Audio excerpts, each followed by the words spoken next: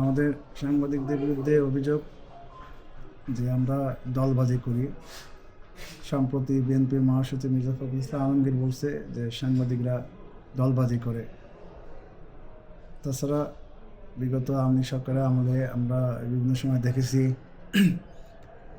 গণভবনে যখনই press conference হতো তখনই ফেসবুকে বিভিন্ন পর্যায়ের শ্রেণী পেশার মানুষ ফেসবুকে লিখতো যে আজকে তেলের বন্যা বয়ে যাবে।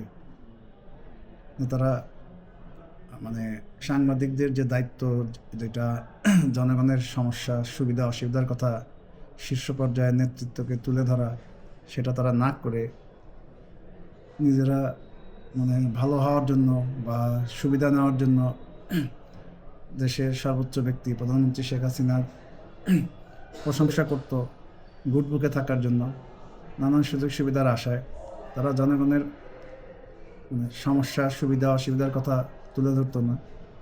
তো এতে আজকে ওই সময়ে যারা তেলবাজি করেছে তারা আজকে নেই, তারা সুবিধা নিয়ে চুপ হয়ে গেছে। অন্যদিকে সাবেক প্রধানমন্ত্রী শেখ হাসিনাকে ভারতে পালিয়ে যেতে হয়েছে, সেখানে এখন নির্বাসিত জীবনযাপন করতে হচ্ছে। এখন 5ই আগস্টের পরে জনগণের মনে নানান প্রত্যাশা, আগামী দিনে আবারও বিএনপি, জনগণ মনে করছে যে আগামীতে বিএনপি ক্ষমতায় আসবে। সেক্ষেত্রে বিএনপি ক্ষমতায় আসলে নেক্সট প্রধানমন্ত্রী হবে বিএনপির চেয়ারম্যান তারেক রহমান।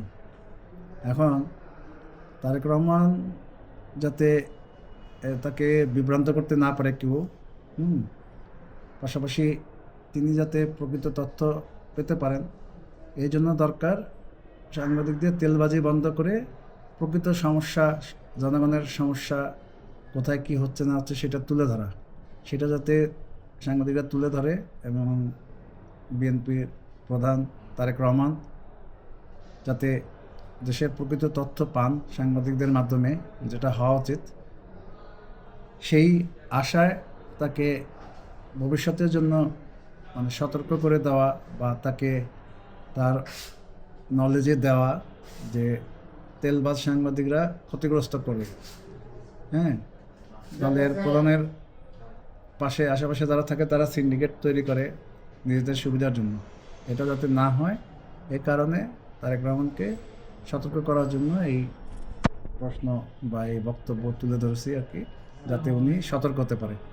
এরপরও দেখা গেছে যে গতকালকে প্রেস কনফারেন্সে ক্ষমতায় আসার আগেই বিএনপির মিডিয়া উইংয়ের দিদার সে আমাকে প্রশ্ন করতে, কথা বলার সময় বাধা দেওয়ার চেষ্টা করছে, মাইক কেড়ে নেওয়ার চেষ্টা করছে। তারপর বিএনপির মিডিয়া সেলের আহ্বায়ক সে আমাকে থামানোর চেষ্টা করছে। এই চক্র এখনই কাজ শুরু করেছে। তা এই ধরনের কর্মকাণ্ড চলতে থাকলে আগামীতে বিএনপির প্রধান হিসেবে তারেক রহমান ক্ষতিগ্রস্ত হবেন।